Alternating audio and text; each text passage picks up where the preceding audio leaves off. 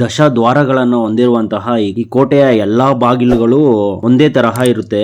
2 ಜೋಡಿ ಕೋಟೆಗಳ ಮಧ್ಯೆ ಹತ್ತೆ ಬಾಗಿಲು, ಈಶ್ವರ ದೇವಸ್ಥಾನ, ಬಿದ್ದೋಗಿರುವಂತಹ ಯರಗೋಟ ಬಾಗಿಲು, ಅಬ್ದೂರ್ ಬಾಗಿಲು, ಶ್ರೀ ಆಂಜನೇಯ ಸ್ವಾಮಿ ಬಾಗಿಲು, ಪೆನುಗೊಂಡ ಬಾಗಿಲು, 7 ಮತ್ತು 8ನೇ ಬಾಗಿಲು, 8 ಅಡಿಯ ಶ್ರೀ ಆಂಜನೇಯ ಸ್ವಾಮಿ ದೇವಾಲಯ, ಮದ್ದಿನ ಮನೆ, ನೋಡಲೇಬೇಕಾದ ತುಪ್ಪದ ಕಣಜಗಳು, ಕಡಿದಾದ ಕಲ್ಲಿನ ಮೆಟ್ಟಿಲುಗಳು, ಮಣ್ಣಿನ ಚಿತ್ರಕಲೆಯ ಗೋಡೆಗಳು, ಸೈನಿಕರ ಕಾವಲು ಸ್ಥಳಗಳು.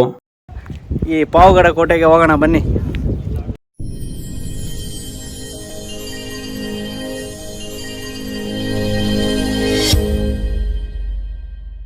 ಹಾಯ್ ಹಲೋ ನಮಸ್ತೆ. ನಾವಿವತ್ತು ಕೋಟೆಗಳ ನಾಡು ಎಂದು ಪ್ರಸಿದ್ಧಿಯಾಗಿರುವಂತಹ ಒಂದು ಹಿಸ್ಟಾರಿಕಲ್ ಪ್ಲೇಸ್ ಪಾವಗಡಕ್ಕೆ ಹೋಗ್ತಾ ಇದೀವಿ. ಪಾವಗಡ ಬೆಟ್ಟದ ಬಗ್ಗೆ ಇಂಚಿಂಚ ಮಾಹಿತಿ ನಿಮ್ಗೆ ಕೊಡ್ತೀನಿ. ಈ ವಿಡಿಯೋನ ಪೂರ್ತಿಯಾಗಿ ನೋಡಿ ಆನಂದಿಸಿ. ಹಾಗೆ ನನ್ನ ಚಾನೆಲ್ ನ ಸಬ್ಸ್ಕ್ರೈಬ್ ಮಾಡ್ಕೊಳ್ಳಿ. ಈ ವಿಡಿಯೋ ನಿಮ್ಗೆ ಇಷ್ಟ ಆದ್ರೆ ಲೈಕ್ ಮಾಡಿ, ಶೇರ್ ಮಾಡಿ, ಮತ್ತೆ ಬೆಲ್ ಬಟನ್ ನ ಪ್ರೆಸ್ ಮಾಡೋದು ಮಾತ್ರ ಮರಿಬೇಡಿ. ಬೆಂಗಳೂರಿನಿಂದ 160 ಕಿಲೋಮೀಟರ್, ತುಮಕೂರಿನಿಂದ 101 ಕಿಲೋಮೀಟರ್, ಬಳ್ಳಾರಿಯಿಂದ 129 ಕಿಲೋಮೀಟರ್, ದೇವನಹಳ್ಳಿಯಿಂದ 149 ಕಿಲೋಮೀಟರ್, ದೊಡ್ಡಬಳ್ಳಾಪುರದಿಂದ 121 ಕಿಲೋಮೀಟರ್ ಇದೆ. ಬೆಂಗಳೂರಿಂದ ಪಾವಗಡ ರಸ್ತೆ ಮಾತ್ರ ಸೂಪರ್ ಆಗಿದೆ ಫ್ರೆಂಡ್ಸ್. ಸಖತ್ತಾಗಿ ಮಾಡಿದ್ದಾರೆ. ತುಂಬಾ ರೋಮಾಂಚನಕಾರಿಯಾಗಿರುತ್ತೆ. ಸಖತ್ತಾಗಿದೆ ನೋಡಿ. ನಾವು ಈಗ ಪಾವಗಡಕ್ಕೆ ರೀಚ್ ಆದ್ವಿ. ಈಗ ನಾವು ನೋಡ್ತಾ ಇರ್ಬೋದು ಇಲ್ಲಿನ ಬಹಳ ಪ್ರಸಿದ್ಧಿಯಾದಂತಹ ಶ್ರೀ ಶನಿಮಹಾತ್ಮ ಸ್ವಾಮಿ ದೇವಾಲಯ. ನಾವೀಗ ಬೆಟ್ಟಕ್ಕೆ ಹೋಗ್ಬೇಕಂದ್ರೆ ಈ ದೇವಾಲಯದ ಎಡಭಾಗದಿಂದ ಮುಂದೆ ಹೋಗ್ಬೇಕಾಗುತ್ತೆ. ಈ ಶನಿಮಹಾತ್ಮ ಸ್ವಾಮಿ ದೇವಾಲಯದ ಎಡಭಾಗದಲ್ಲಿ ಇರುವಂತಹ ಶ್ರೀ ಪ್ರಸನ್ನಾಂಜನೇಯ ಸ್ವಾಮಿ ದೇವಸ್ಥಾನದಿಂದ ಹಾಗೆ ಮುಂದೆ ಹೋದರೆ ನಮಗೆ ಶ್ರೀ ಕೋಟೆ ಆಂಜನೇಯ ಸ್ವಾಮಿ ದೇವಾಲಯ ಸಿಗುತ್ತೆ. ಅಲ್ಲಿ ಲೆಫ್ಟ್ ತಗೊಂಡು ದಳವಾಯಿ ಬೀದಿಯಲ್ಲಿ ಹಾಗೆ ಮುಂದೆ ಹೋದರೆ ಶ್ರೀ ಕಾಶಿ ಈಶ್ವರ ದೇವಸ್ಥಾನ ಸಿಗುತ್ತೆ. ಅಲ್ಲಿ ನಾವು ಬಲಗಡೆ ನಾವು ಹೋದರೆ ನಮಗೆ ಮುಂದೆ ಬೆಟ್ಟಕ್ಕೆ ಹತ್ತೋದಕ್ಕೆ ಮೆಟ್ಟಿಲು ಕಾಣಿಸುತ್ತೆ. ಅದ್ರ ಮೂಲಕ ನಾವು ಬೆಟ್ಟಕ್ಕೆ ಹೋಗಬೇಕಾಗುತ್ತೆ. ಬೆಟ್ಟಕ್ಕೆ ಎಂಟ್ರಿ ಆಗಿದ ತಕ್ಷಣ ನಮಗೆ ಸಿಗೋದೇ ಒಂದು ಈಶ್ವರ ದೇವಸ್ಥಾನ. ಆದರೆ ಅದು ಈಗ ಪಾಳು ಬಿದ್ದಿದೆ. ಅಲ್ಲಿ ಯಾವುದೇ ದೇವರ ವಿಗ್ರಹವೂ ಇಲ್ಲ. ಅಜಯ್, ಬೆಟ್ಟಕ್ಕೆ ಹತ್ತದ ಹಿಂಗೇನಾ? ನಾವು ಆಗ್ಲ ಸ್ವಾಮಿ ನಮ್ಗೆ ಎಲ್ಲ ಹುಡುಗರು ನಮ್ಮ ಕೈಲಿ ಆಗ್ಲಿಲ್ಲಪ್ಪ, ಹತ್ತಲಿಲ್ಲ, ಅರ್ಧಕ್ಕೆ ಹಚ್ಚಿ ಹೇಳಿ ಬಂದು ನಾವು. ಓಕೆ, ನೀವು ಹೋಗಿದ್ರ ಮೇಲೆ? ಅಲ್ಲಿಗೆ ಹೋಗಿದ್ವಿ, ಹೋಗೋಣ ಆಗ್ಲಿಲ್ಲ. ಓಕೆ, ನೀವು ಹತ್ತಿದ್ರ ಅಜ್ಜಿ? ಹತ್ತಿ ಅಲ್ಲಿಗನ ಹತ್ತಿ ಅದು ವಾಪಸ್ ಬಂದಿ ಸ್ವಾಮಿ, ಆಗ್ಲಿಲ್ಲ ನಮ್ಮ ಕೈಲಿ. ಸರಿ ಸರಿ ಆಂಟಿ. ಕೇಳಿದ್ರಲ್ವಾ ಇಲ್ಲಿನ ಸ್ಥಳೀಯರು ಈ ಬೆಟ್ಟದ ಬಗ್ಗೆ ಏನ್ ಹೇಳಿದ್ರು ಅಂತ. ಬನ್ನಿ ಬೆಟ್ಟ ಹತ್ತೋದಕ್ಕೆ ಹೋಗೋಣ. ವಿಜಯನಗರದ 1ನೇ ದೇವರಾಯನ ಸಾಮಂತ ಸ್ಥಳೀಯ ಪಾಳೆಗಾರರಾಗಿದ್ದಂತಹ ಬೋಪಣ್ಣರವರು ಈ ಕೋಟೆಗೆ ಅಡಿಗಲ್ಲುಗಳನ್ನ ಹಾಕಿ ಈ ಕೋಟೆಯನ್ನ ನಿರ್ಮಿಸ್ತಾರೆ. ನಾವೀಗ ನೋಡ್ತಾ ಇರ್ಬೋದು ಮೊದಲನೇ ಸುತ್ತಿನ ಸುಭದ್ರ ಕೋಟೆ ಗೋಡೆಗಳನ್ನ. ನಮಗೆ ಮುಂದೆ ಕಾಣಿಸ್ತಾ ಇದೆಯಲ್ಲ, ಇದು ಪಾವಗಡ ಪಟ್ಟಣ. ಕರ್ನಾಟಕದ ಇತಿಹಾಸದಲ್ಲಿ ತನ್ನದೇ ಆದಂಥ ಸುವರ್ಣ ಇತಿಹಾಸವನ್ನು ಹೊಂದಿರುವಂತಹ ಪಾವಗಡ ಕೋಟೆಗೆ ತಮಗೆಲ್ಲರಿಗೂ ಸ್ವಾಗತ, ಸುಸ್ವಾಗತ. ಈ ಪಾವಗಡ ಕೋಟೆಗೆ ಹೋಗೋಣ ಬನ್ನಿ. ಈ ಜೋಡಿ ಕೋಟೆಗಳ ಮಧ್ಯೆಯಿಂದ ಒಳಗಡೆ ಹೋಗ್ತಾ ಇದ್ದಂತೆ ಮೊದಲಿಗೆ ನಮಗೆ ಕಾಣಲು ಸಿಗೋದೇ ಮುಖ್ಯ ದ್ವಾರ, ಮೊದಲನೆಯ ಬಾಗಿಲು. ಇದನ್ನ ಪತ್ತೆ ಬಾಗಿಲು ಅಂತಲೂ ಕರೀತಾರೆ. ಅದರ ಪಕ್ಕದಲ್ಲಿರುವುದೇ ದಿಂಡಿ ಬಾಗಿಲು. ಅಂದರೆ ಮುಖ್ಯ ದ್ವಾರದ ಬಾಗಿಲು ಮುಚ್ಚಿದಾಗ ಸೈನಿಕರಾಗಲಿ ಅಥವಾ ಇಲ್ಲಿನ ಸ್ಥಳೀಯ ಸೇವಕರಾಗಲಿ ಓಡಾಡುತ್ತಿದ್ದಂತಹ ಬಾಗಿಲಾಗಿತ್ತು. ಮತ್ತೆ ಇಲ್ಲೊಂದು ಕಲ್ಲಿನ ಜಗಲಿ ಇದೆ ಅಲ್ವಾ, ಇದು ಸೈನಿಕರಿಗೆ ಇನ್ಸ್ಟ್ರಕ್ಷನ್ ಕೊಡ್ತಿದ್ದಂತಹ ಸ್ಥಳವಂತೆ. ಬನ್ನಿ ಒಳಗಡೆ ಹೋಗೋಣ. ಒಳಗಡೆ ಏನಿದೆ ನೋಡೋಣ. ಮೊದಲನೇ ಬಾಗಿಲಿನಿಂದ ಒಳಗಡೆ ಬಂದಿದ್ದ ತಕ್ಷಣ ಒಂದು ವೀಕ್ಷಣಾ ಸ್ಥಳ. ಸೈನಿಕರಿದ್ದು ಇಲ್ಲಿಂದ ಬಂದೂಕುಗಳನ್ನ ಇಟ್ಕೊಂಡು ಯಾರಾದರೂ ವೈರಿಗಳು ಬಂದಾಗ ಅವ್ರನ್ನ ಇಲ್ಲಿಂದನೇ ಶೂಟ್ ಮಾಡ್ತಾಯಿದ್ರು. ನೋಡಿ ಯಾವ ಥರ ಕ್ರಿಯೇಟ್ ಮಾಡಿದ್ರು ಅಂತ. ನಮಗೆ ಬಲಭಾಗದಲ್ಲಿ ಕಾಣಿಸೋದೇ ಒಂದು ಮದ್ದಿನ ಮನೆ. ಮದ್ದಿನ ಮನೆ ಅಂದರೆ ಗಾಯಗೊಂಡಂತಹ ಸೈನಿಕರಿಗಾಗಲಿ ಇಲ್ಲಿನ ಸ್ಥಳೀಯರಿಗಾಗಲಿ ಪ್ರಾಥಮಿಕವಾಗಿ ಸಿಗ್ತಿದ್ದಂತಹ ಔಷಧಿಯ ಮನೆ ಆಗಿತ್ತು. ಜನರಲ್ ಮೆಕೆಂಜಿ ಅವರ ರಿಪೋರ್ಟ್ನಲ್ಲಿ ಬರೆದಿರುವಂತೆ ಇದೊಂದು ಮದ್ದಿನ ಮನೆ ಆಗಿತ್ತಂತೆ. ಫ್ರೆಂಡ್ಸ್ ನೋಡಿ, ನಾವು ಈಗ ಮೊದಲನೇ ಬಾಗಿಲಿನಿಂದ ಬಂದರೆ ನಮಗೆ ಬಲಗಡೆ ಸಿಗೋದೆ ಈ ಮದ್ದಿನ ಕೊಠಡಿಗಳು. ಮದ್ದಿನ ಕೊಠಡಿಗಳಂದರೆ ಆಗಿನ ಕಾಲದಲ್ಲಿ ಔಷಧಿ ಕೊಠಡಿಗಳಂತೆ. ಔಷಧಿನೂ ಆಗಿರ್ಬೋದು, ಇಲ್ಲ ಮದ್ದು ಗುಂಡುಗಳನ್ನ ಸಂಗ್ರಹಣ ಮಾಡೋ ಕೊಠಡಿನೂ ಆಗಿರ್ಬೋದು. ನೋಡೋಣ ಬನ್ನಿ. ಮದ್ದಿನ ಕೊಠಡಿ ಹೇಗಿದೆ ಅಂತ ನೋಡೋಣ.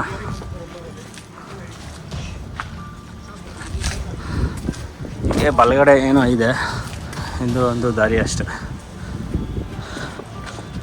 ಬನ್ನಿ ನಾವೀಗ ಹೋಗೋಣ.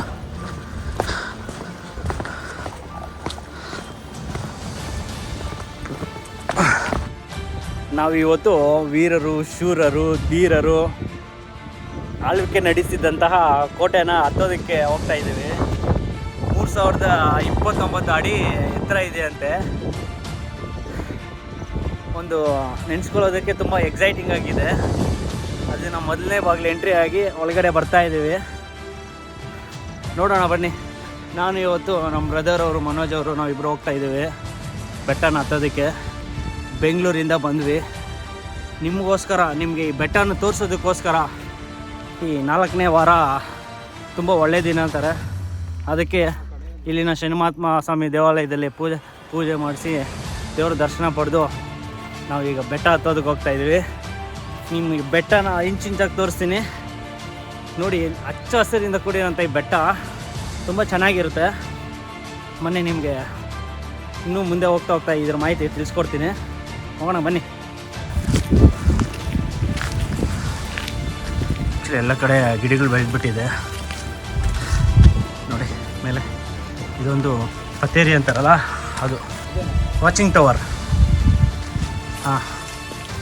ಹಾಗೆ ಮೆಟ್ಟಿಲುಗಳ ಸಹಾಯದಿಂದ ಹಾಗೆ ಮುಂದೆ ಹೋದರೆ ನಮಗೆ ಈ ಕೋಟೆಗೆ ಹೋಗೋದಕ್ಕೆ ದಾರಿ ಸಿಗುತ್ತೆ. ನೋಡಿ ಸ್ನೇಹಿತರೆ, ಈ ಥರ ಬೆಟ್ಟ, ನಮ್ಮ ಬೆಟ್ಟ ಹತ್ತಿ ಇಳಿತಾ ನಮಗೆ ಯಾವುದೇ ಎಕ್ಸಸೈಸ್ಗಳು ಬೇಕಾಗಿಲ್ಲ. ಇದೇ ಒಂದು ಎಕ್ಸಸೈಸ್ ಆಗುತ್ತೆ.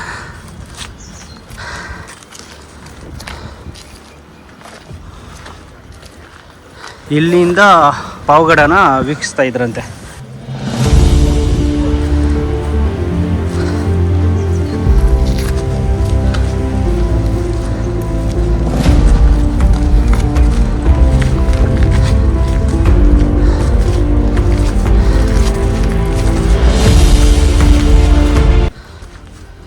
ನೀವೆಲ್ಲ ಅರಕೆ ತೀರ್ಸೋದಕ್ಕೆ ಬರ್ತಿರೋದು ಇಲ್ಲ ಮೆಟ್ಲಾತದಕ್ಕ? ಅವ್ರೊಬ್ರು ತೆಂಗಿನಕಾಯಿಗಳು ಎತ್ಕೊಂಡೋದ್ರಲ್ಲ. ಹಾಂ ಹಾಂ, ನಾವು ಬೆಂಗಳೂರಿಂದ ಯೂಟ್ಯೂಬ್ ಚಾನಲ್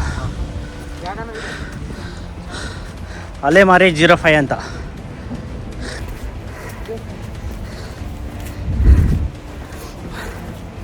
ಇತಿಹಾಸಕಾರರಿಗೆ ಒಂದು ಮಿಸ್ಟ್ರಿಯಾಗಿ ಉಳಿದಂತಹ ಪಾವಗಡ ಕೋಟೆ ಇದು. ಇದಿಷ್ಟು ಈಸಿ ಅಲ್ಲ ಫ್ರೆಂಡ್ಸ್? ಬನ್ನಿ. ಆದರೂ ಈ ಬೆಟ್ಟನ ಹತ್ತಿ ಒಂದ್ಸಲ ಹೇಗಿದೆ ಅಂತ ನಿಮಗೆ ತೋರಿಸ್ತೀನಿ ನೋಡಿ. ಕೋಟೆ ನೋಡಿ ಫ್ರೆಂಡ್ಸ್, ಪಾವಗಡದ ಕೋಟೆ. ನಾವೀಗ ಈ ಕೋಟೆಯ 2ನೇ ಬಾಗಿಲಾದಂತಹ ಯರಗೋಟ ಬಾಗಿಲಿನಲ್ಲಿದ್ದೀವಿ. ಈ ಜೋಡಿ ಕೋಟೆಗಳಲ್ಲಿ ಒಂದು ಕೋಟೆ ಗೋಡೆಯು ಪೂರ್ತಿಯಾಗಿ ಬಿದ್ದೋಗಿದೆ ಅಂತಾನೆ ಹೇಳ್ಬೋದು. ನೋಡಿ ಮುಂದೆ ಹೋದಾಗ ನಮಗೆ ಈ ಕೋಟೆಯ ಬಾಗಿಲು ಕೂಡ ಬಿದ್ದೋಗಿದೆ. ಇಲ್ಲಿ ನಾವು ಮುಂದೆ ನೋಡ್ತಾ ಇರ್ಬೋದು ಅದರ ಅವಶೇಷಗಳನ್ನ. ಆಗಿನ ಕಾಲದಲ್ಲಿ ಇದು 2ನೇ ಬಾಗಿಲು ಆಗಿತ್ತೇನೋ, ಆದ್ರೆ ಈಗ ನಮಗೆ ನೋಡೋದಕ್ಕೆ 2ನೇ ಬಾಗಿಲು ಅಂತ ಕಾಣಿಸೋದಿಲ್ಲ. ಬನ್ನಿ ಹೋಗೋಣ. ಅರೆ ಸೈನಿಕರಿದ್ದಂತಹ ವಾಚಿಂಗ್ ಟವರ್ಗಳಿವೆಲ್ಲ, ಇಷ್ಟು ಗಾತ್ರದ ಜಾಗಗಳು. ಏನಪ್ಪ ಇವೆಲ್ಲ ಅಂದರೆ ಪಿರಂಗಿಗಳು ನೀಡ್ತಾ ಇದ್ದಂತಹ ಜಾಗಗಳಿವು. ಬಂಡೆಗಳಲ್ಲಿ ನೋಡಿ ಹೇಗಿದೆ. ರಾಜರೆಲ್ಲ ಆಗಿ ಬದುಕ್ತಾಯಿದ್ರು, ನೀವೆಲ್ಲ ಈಗ ಬದುಕ್ತಾ ಇದ್ದೀವಿ. ಇರೋ ಜಾಗಕ್ಕೆ ಕಿತ್ತಾಡ್ತಾ ಇದ್ದೀವಿ. ಹಾಗೆ ಈ ದಪ್ಪ ಕಲ್ಲುಗಳ ಮೆಟ್ಟಿಲುಗಳನ್ನು ಹತ್ತಿ ಸ್ವಲ್ಪ ದೂರ ಕ್ರಮಿಸಿದ್ರೆ ನಮಗೆ ಸಿಗೋದೇ ಈ ರೀತಿಯ ಬಳ್ಳಿಯ ಗಿಡಗಳು ಕೋಟೆಯ ತುಂಬ ಹರಡಿವೆ. ಇದರ ಹೆಸರೇನು ಅಂತ ನನಗೆ ಗೊತ್ತಿಲ್ಲ, ಆದರೆ ಈ ಬೆಟ್ಟನ ತುಂಬ ಹಾಳು ಮಾಡ್ತಾ ಇದ್ದಾವೆ ಈ ಗಿಡಗಳು. ಬೆಟ್ಟದ ಮೇಲಿನ ಬಂಡೆಯ ಮೇಲೆ ಹತ್ತುವುದು ಒಂದು ಕ್ಲಿಷ್ಟಕರವಾದರೆ ಈ ದಪ್ಪ ಕಲ್ಲುಗಳ ಮೆಟ್ಟಿಲುಗಳ ಮೇಲೆ ಹತ್ತೋದು ಇನ್ನೂ ತುಂಬ ಕಷ್ಟಕರವಾಗಿರುತ್ತೆ. ಮೆಟ್ಲು ಹತ್ಕೊಂಡು ಹೋಗೋದು ಅಷ್ಟು ಈಜಿ ಅದು ಕೆಲಸ ಅಲ್ಲ. ನೋಡಿ ನಮ್ಮ ಅಂಗಣ. ಹಾಯ್.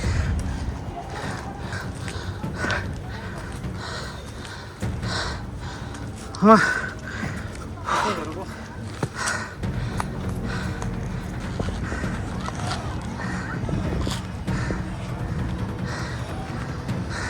ಈಗ ನೋಡ್ತಾ ಇರ್ಬೋದು 3ನೇ ಬಾಗಿಲ ಹತ್ರ ನಾವಿದೀವಿ. ದಶ ದ್ವಾರಗಳನ್ನು ಹೊಂದಿರುವಂತಹ ಈ ಕೋಟೆಯ ಎಲ್ಲಾ ಬಾಗಿಲುಗಳು ಒಂದೇ ತರಹ ಇರುತ್ತೆ. ಅಂದ್ರೆ 2 ಜೋಡಿ ಕೋಟೆಗಳ ಮಧ್ಯೆ ಬಾಗಿಲುಗಳು ಇರ್ತಾವಂತೆ. ಬನ್ನಿ ಒಳಗಡೆ ಹೋಗೋಣ. ನೋಡಿ ಇಲ್ಲೂ ಸಹ ಮುಖ್ಯ ಬಾಗಿಲು, ಅದ್ರ ಜೊತೆ ದಿಂಡಿ ಬಾಗಿಲು ಅಂತಾರೆ. ಬಾಗಿಲನ್ನ ಎಂಟ್ರಿ ಆದ ತಕ್ಷಣ ನಮ್ಗೆ ಸಿಗೋದೆ ಒಂದು ಕಲ್ಲಿನ ಮಂಟಪ. ಈ ಕಲ್ಲಿನ ಮಂಟಪದಲ್ಲಿ ಹಾಗೆ ಹೋದರೆ ನಮಗೆ ಮತ್ತೆ ಮೆಟ್ಟಿಲು, ಬೆಟ್ಟಕ್ಕೆ ಕೋಟೆಗೆ ಹೋಗೋವಂಥ ಮೆಟ್ಟಿಲುಗಳು. ಈ ಕೋಟೆ ತುಂಬ ಮಿಸ್ಟರಿ ಇದೆ ಫ್ರೆಂಡ್ಸ್. ನೋಡಿ ಅದರ ಮೇಲೆ ವಿಶಾಲವಾದ ಚಾವಣಿ ನೋಡಿ ಯಾವ ಥರ ಇದೆ ಅಂತ.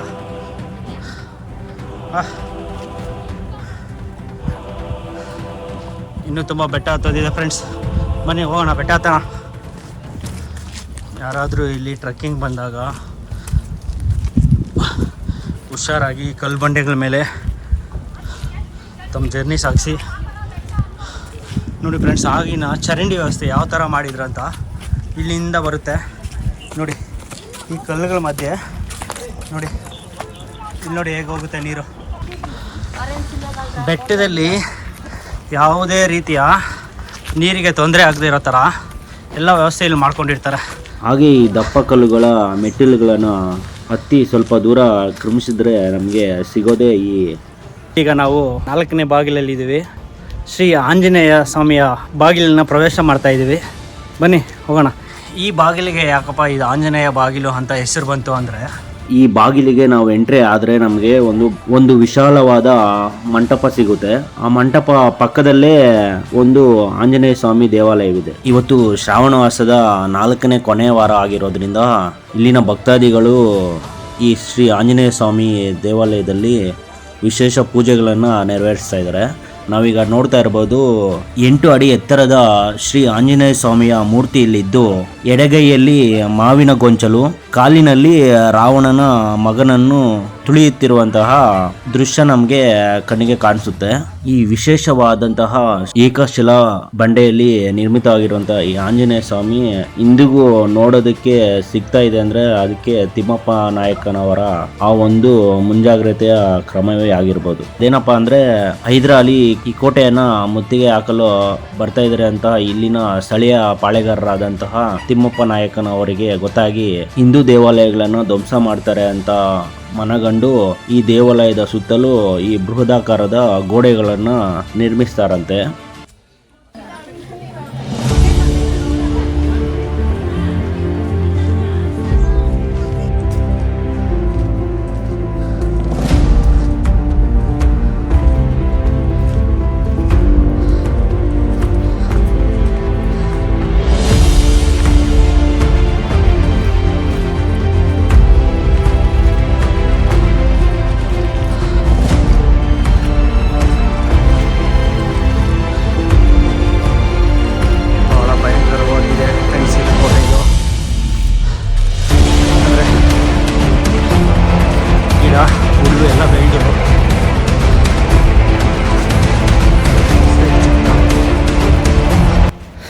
ನೋಡಿ ನಾವೀಗ ಈ ಕೋಟೆಯ 5ನೇ ಬಾಗಿಲು ಇದ್ದೀವಿ. ಈ ನೋಡಿ ಇಲ್ಲೂ ಸಹ ಜೋಡಿ ಕೋಟೆಗಳಿದ್ದು, ಆ ಕಡೆ ಒಂದು ಈ ಕಡೆ ಒಂದು ಜೋಡಿ ಕೋಟೆಗಳಿದ್ದು, ಕಲ್ಲು ಬಂಡೆಯ ಮೇಲೆ ಇರುವ ಜೋಡಿ ಕೋಟೆಯ ಮಧ್ಯೆ ಮುಂದೆ ಸಾಗಿದರೆ ನಮಗೆ 5ನೇ ಬಾಗಿಲು ಪೆನುಗೊಂಡ ಬಾಗಿಲು ಸಿಗುತ್ತೆ. ಯಾಕಂದ್ರೆ ಇದು ಪೆನುಗೊಂಡಕ್ಕೆ ಮುಖ ಮಾಡಿರೋದ್ರಿಂದ ಇದನ್ನ ಪೆನುಗೊಂಡದ ಬಾಗಿಲು ಅಂತ ಕರೀತಾರೆ. ನಾವು ಮೆಟ್ಲ ಮೇಲೆ ಹತ್ತಬೇಕಾಗುತ್ತೆ. ನೋಡುವುದಕ್ಕೆ ಆಕರ್ಷಿತವಾಗಿದೆ. ಹಾಗೆ ಮೆಟ್ಟಿಲುಗಳ ಮೂಲಕ ಮುಂದೆ ಸಾಗಿ ಹೋಗುತ್ತಿದ್ದಂತೆ ನಮಗೆ ಪ್ರಕೃತಿಯ ಸೊಬಗಿನಲ್ಲಿರುವ ಮರಗಳ ನೆರಳಿನ ಮಧ್ಯೆ ನಮ್ಮ ಈ ಚಾರಣ ಸಾಗುತ್ತೆ. ಮುಂದೆ ಕಲ್ಲು ಬಂಡೆಗಳ ವಿಹಂಗನ ನೋಟ 6ನೇ ಬಾಗಿಲಿನತ್ತ ನಮ್ಮನ್ನು ಸಾಗಿಸುತ್ತೆ.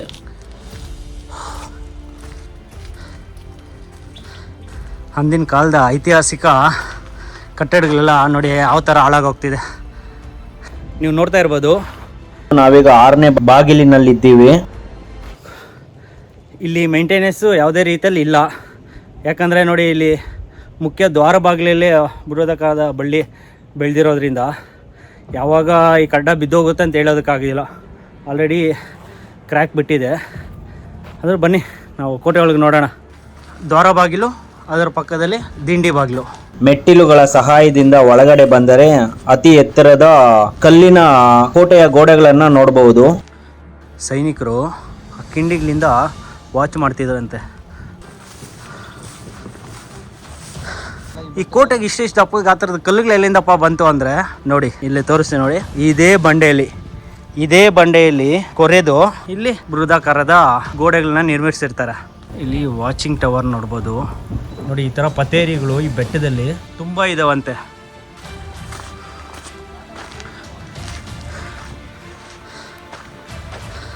ಈ ಕೋಟೆಯ ಗೋಡೆಗಳೆಲ್ಲವೂ ಹಾಳಾಗ್ತಾ ಇರೋದು ತುಂಬಾ ದುಃಖಕರವಾದ ವಿಷಯವಾಗಿದೆ. ಇಲ್ಲಿನ ಗೋಡೆಗಳ ಮೇಲೆ ಮೂಡಿರುವಂತಹ ಮಣ್ಣಿನ ಚಿತ್ರಕಲೆಗಳನ್ನ ಒಮ್ಮೆ ನೋಡಿದ್ರೆ ನಮಗೆ ಗೊತ್ತಾಗುತ್ತೆ ಆಗಿನ ಕಾಲದಲ್ಲಿ ವಾಸ್ತುಶಿಲ್ಪಕ್ಕೆ ತನ್ನದೇ ಆದ ಒಂದು ಮಹತ್ವ ನೀಡಿದ್ರು ಅಂತ. ಫ್ರೆಂಡ್ಸ್, ಈಗ ನಾವು 7ನೇ ಬಾಗಿಲು ಎಂಟ್ರಿ ಆಗ್ತಾ ಇದ್ದೀವಿ. ಆ್ಯಕ್ಚುಲಿ ಈ ಬಾಗಿಲಿನ ಹೆಸರು ಏನಂತ ನನಗೆ ಗೊತ್ತಿಲ್ಲ. ನಿಮ್ಗೇನಾದ್ರು ಗೊತ್ತಿದ್ರೆ ಕಾಮೆಂಟ್ಸ್ ಮಾಡಿ. ಬನ್ನಿ ಇವಾಗ ಕೋಟೆ ಒಳಗೆ ಎಂಟ್ರಿ ಆಗೋಣ. ಫ್ರೆಂಡ್ಸ್, ನಾವು 7ನೇ ಬಾಗಿಲು ಎಂಟ್ರಿ ಆಗಿದ ತಕ್ಷಣ ನಮಗೆ ಸಿಗೋದೆ ನೆಕ್ಸ್ಟ್ ಇನ್ನೊಂದು 8ನೇ ಬಾಗಿಲು ನೋಡಿ. ಹಾಗೆ ನೋಡಿದರೆ 6ನೇ ಬಾಗಿಲಿನಿಂದ ಮೇಲೆ ಹೋದರೆ ಇದು ವಾಚಿಂಗ್ ಟವರ್ಗಳಿಗೆ ಸೈನಿಕರು ಹೋಗೋದಕ್ಕೆ ಮಾಡ್ಕೊಂಡಂತಹ ಮೆಟ್ಟಿಲುಗಳಿವು. ಮೆಟ್ಟಿಲುಗಳಲ್ಲಿ ನಾವು ಹೋಗ್ತಾ ಇದ್ದೀವಿ.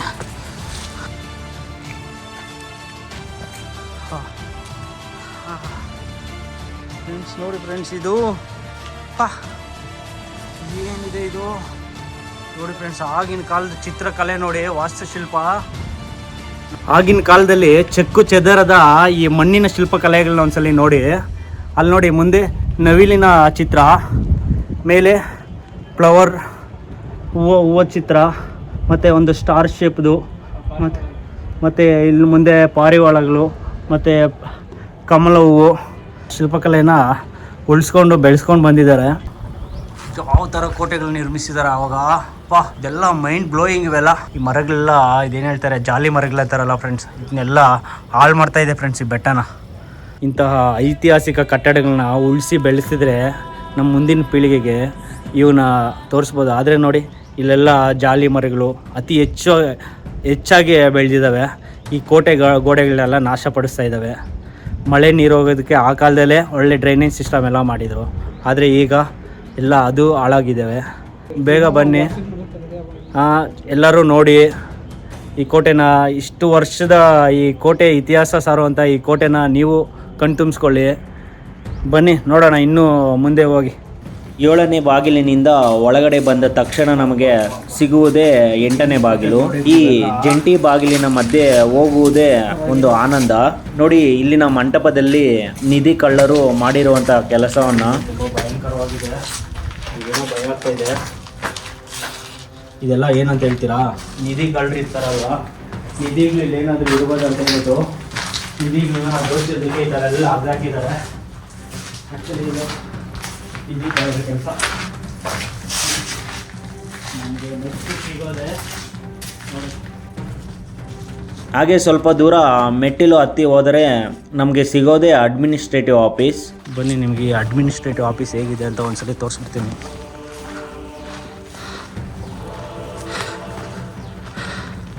ಫ್ರೆಂಡ್ಸ್, ಇಲ್ಲಿ ನಿಧಿಗಳ್ರ ಅಂತಾರೆ ಅಲ್ಲ ಫ್ರೆಂಡ್ಸ್. ನೋಡಿ ಫ್ರೆಂಡ್ಸ್, ಎಲ್ಲ ಕಡೆ ಅಗ್ದಾಕ್ಬಿಟ್ಟಿದ್ದಾರೆ.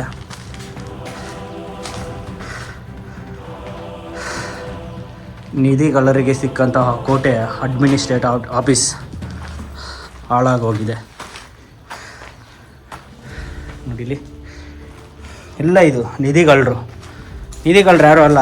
ಕೋಟೆನ ಉಳಿಸಿ ಬೆಳೆಸಬೇಕು ಅಂತೀವಿ, ಆದರೆ ಕೋಟೆನ ಹಾಳು ಮಾಡಿ ಹಾಕಿದ್ದಾರೆ. ಒಂದು ಕಡೆ ಜಾಲಿ ಮರಗಳೆಲ್ಲ ಈ ಕೋಟೆನ ಹಾಳು ಮಾಡ್ತಾಯಿದ್ರೆ, ಅದ್ರ ಜೊತೆಯಲ್ಲಿ ಇಲ್ಲಿ ಮನುಷ್ಯರುಗಳು ಹಾಳು ಮಾಡ್ತಾಯಿದ್ದಾರೆ. ನೋಡಿ, ನಾವು ಈ ಕಡೆಯಿಂದ ಬಂದಾಗ ನಮಗೆ 2 ದಾರಿಗಳು ಸಿಗ್ತವೆ. ಒಂದು ಇಲ್ಲಿ ರೈಟ್ ಹೋಗೋದಕ್ಕೆ, ಮತ್ತು ಇಲ್ಲಿ ಒಂದು ಲೆಫ್ಟ್ ಹೋಗೋದಕ್ಕೆ. ಸೊ ನಾವು ಲೆಫ್ಟ್ ಹೋಗೋಣ. ಹೋಗಿ ಅಲ್ಲೇನಿದೆ ನೋಡಿಕೊಂಡು ಹಾಗೆ ಬೆಟ್ಟದ ಮೇಲೆ ಹೋಗೋದಾದರೆ ಹೋಗೋಣ, ಇಲ್ಲಾಂದರೆ ಹೀಗೆ ಬರೋಣ. ಬನ್ನಿ ಮುಂದೆ ಹೋಗೋಣ, ನೋಡೋಣ. ನೋಡಿ, ಇಲ್ಲಿ ವಿಶಾಲವಾದ ನೋಡಿ ಫ್ರೆಂಡ್ಸ್, ವಿಶಾಲವಾದ ಆವರಣ ಹೇಗಿದೆ. ಇದು ಗಾರ್ಡನ್ ಏರಿಯಾ ಇದ್ದಂಗಿದೆ ಫ್ರೆಂಡ್ಸ್. ಇದು ಆ ಕಾಲದಲ್ಲಿ ಏನಕ್ಕೆ ಬಳಸ್ತಾ ಇದ್ರೋ ಗೊತ್ತಿಲ್ಲ. ಹಾಂ, ಬನ್ನಿ ಮುಂದೆ ಹೋಗೋಣ. ಈ ಕೋಟೆಯ ಮೇಲ್ಭಾಗಕ್ಕೆ ಬಂದ ಮೇಲೆ ಈ ಕೋಟೆಯನ್ನು 2 ಭಾಗಗಳಾಗಿ ವಿಂಗಡಿಸಬಹುದು, ಎಡಭಾಗ ಮತ್ತೆ ಬಲಭಾಗ ಅಂತ. ಎಡಭಾಗದಲ್ಲಿ 9ನೇ ಬಾಗಿಲಿದ್ದರೆ ಬಲಭಾಗದಲ್ಲಿ 10ನೇ ಬಾಗಿಲನ್ನ ಕಾಣಬಹುದು. ಹೋಗೋಣ ಬನ್ನಿ ಫ್ರೆಂಡ್ಸ್, ಮುಂದೆ ಏನಿದೆ ಅಂತ ನೋಡೋಣ. ಈ ಬೆಟ್ಟದ ಮೇಲೆ ಕಲ್ಲು ಬಂಡೆಗಳಂತಾರಲ್ಲ ತುಂಬ ಇದೆ. ಆ ಕಲ್ಲು ಬಂಡೆಗಳನ್ನ ಬಳಕೆ ಮಾಡಿಕೊಂಡು ಒಂದು ಅತ್ಯುತ್ತಮವಾದ ಒಂದು ಕೋಟೆನ ನಿರ್ಮಿಸಿದ್ದಾರೆ ಅಂದರೆ ಮಾತು ಬರ್ತಾ ಇಲ್ಲ ಫ್ರೆಂಡ್ಸ್, ಅಷ್ಟು ಚೆನ್ನಾಗಿದೆ.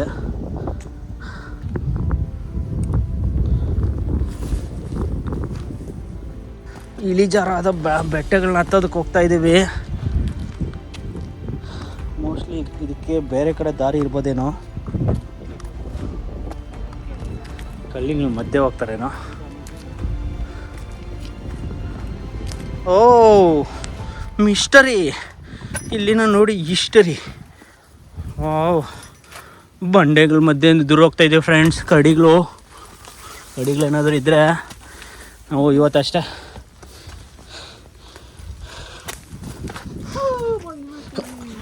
ಬಾಬಾ ಯಾವ ಥರ ಇದೆ ಗೊತ್ತಾ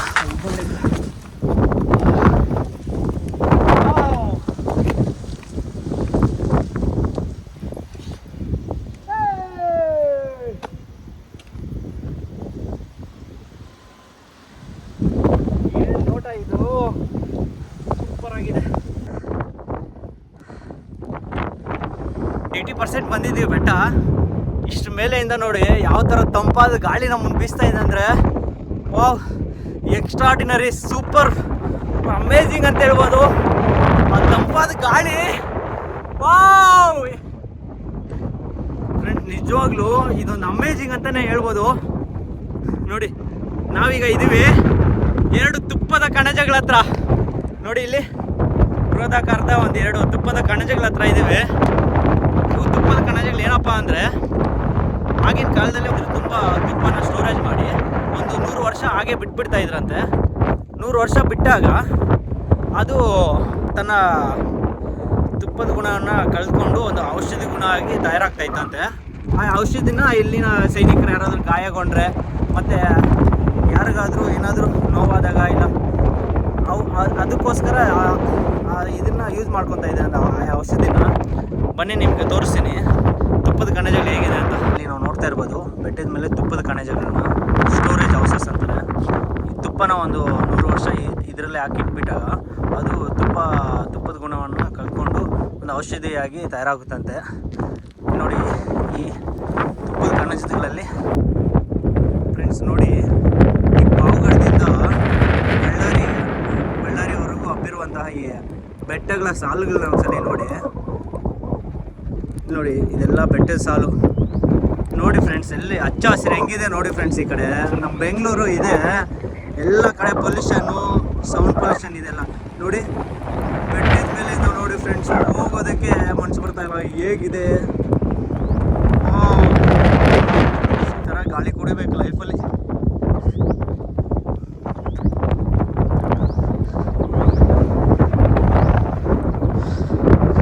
ಎಕ್ಸ್ಟ್ರಾರ್ಡಿನರಿ ಪಾವಗಡ ಕೋಟೆ. ನಾವಂತೂ ಇಷ್ಟದ ಮೇಲೆ ಬೆಟ್ಟ ಹತ್ತಿದ್ದಕ್ಕೆ ನಮಗೆ ಮೋಸ ಅಂತೂ ಇಲ್ಲಪ್ಪ. ಏನಿದೆ ಗಾಳಿ ಗೊತ್ತಾ? ಗಾಳಿ, ತಂಪಾದ ಗಾಳಿ. ಈ ವಾತಾವರಣ ನೋಡಿ, ತುಂತುರು ಮಳೆ, ಚಿನಿಕೆಗಳು ಚಿಕ್ಕ ಚಿನಿಕೆಗಳು ಇಡ್ತಾ ಇದೆ. ಇದರಲ್ಲಿ ಏನಿದೆ ಗೊತ್ತಾ ಫ್ರೆಂಡ್ಸ್ ಬೆಟ್ಟ ನೋಡಿ ಫ್ರೆಂಡ್ಸ್. ಆ ಬೆಟ್ಟ ನೋಡಿ, ಆದಷ್ಟು ಬೇಗ ಬಂದು ನೋಡಿ ಫ್ರೆಂಡ್ಸ್. ಇರೋದು ಒಂದು ಜೀವನ, ಆ ಜೀವನದಲ್ಲಿ ಈ ಥರ ಬೆಟ್ಟಗಳನ್ನ ಒಂದ್ಸಲಿ ನೋಡಬೇಕು. ನೋಡಿ ಬೆಟ್ಟ ನೋಡಿ ಫ್ರೆಂಡ್ಸ್ ಹೇಗಿದೆ.